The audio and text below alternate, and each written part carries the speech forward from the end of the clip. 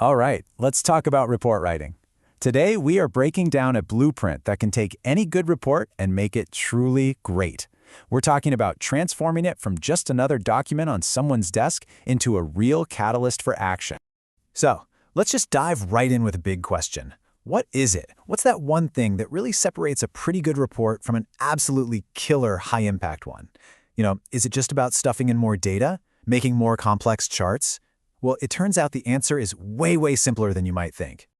And there it is. It's not about being complex. It's all about being clear. This is so simple, but it's the hurdle where most reports completely stumble. Look, the most powerful reports aren't the most complicated ones. They're the ones that are relentlessly, almost brutally clear. Because that clarity, that's what gives your ideas the power to land and actually drive decisions. So here's what we're going to cover. We'll start with the blueprint itself. Then we'll break down how you can start strong with a killer summary and context. After that, we dive into the core, your analysis, and finally, we'll bring it all home with the endgame, your recommendation, and a solid plan of action. Okay, first up, the blueprint for clarity. Now, this whole framework is designed with a standard, say, 2,000-word strategic report in mind. But honestly, the principles here, they apply to pretty much anything. It's all about forcing some discipline and focus into your writing. Now, take a look at this.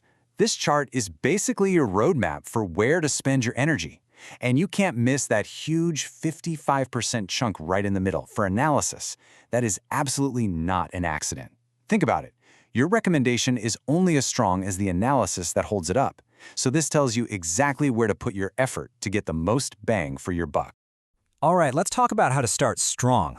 We're going to nail the executive summary and the context, because this is the foundation for your entire argument. The beginning of your report isn't just a warm-up, It's your first and sometimes your only shot to really grab the reader's attention. Your executive summary is your entire report in a tiny nutshell. It has to be sharp and it has to be decisive. You need to state the core problem, give your final recommendation right away, and then briefly explain the single most compelling reason why. Whatever you do, don't save the punchline for the end. Put it right here, up front. For this next part, the keyword is discipline.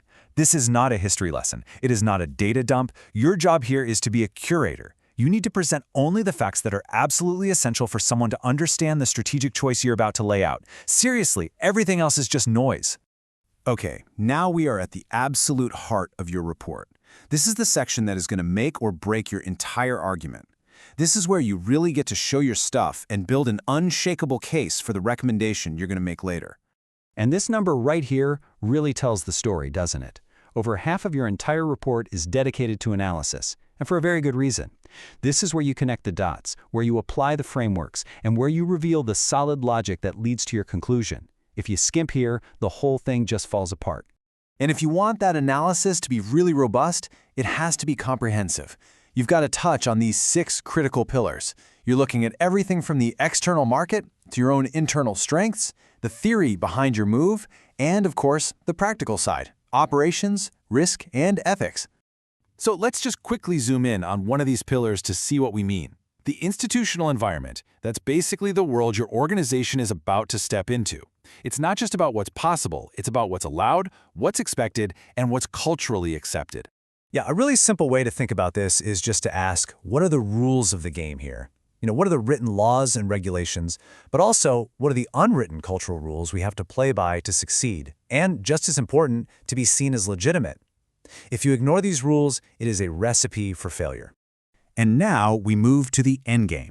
This is where all that deep analysis you did gets converted into crystal clear choices and a concrete path forward for the reader. So at this point, you're not just throwing out a list of ideas. You have to present the decision maker with genuinely distinct choices. For example, deciding between a joint venture versus a wholly owned subsidiary, those are 2 very different options. Just tweaking a marketing budget by 5%, that's not a real strategic choice. You got to make the choice meaningful. And this is how you bring real structure to that choice.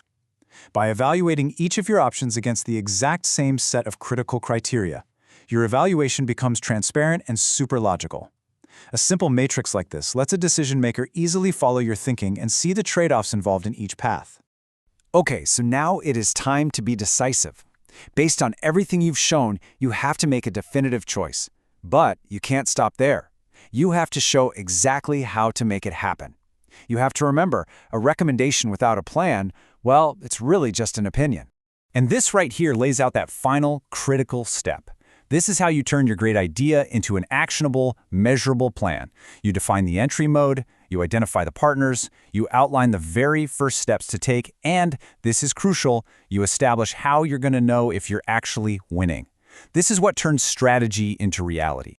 See, when you follow a structure like this, you make sure your work does more than just inform somebody. It persuades, it clarifies, and it drives real decisions. The ultimate goal isn't just to write a report. It's to create real-world impact. So the question I'll leave you with is this. Is your next report just going to be another document, or is it going to be a blueprint for action? What will you build?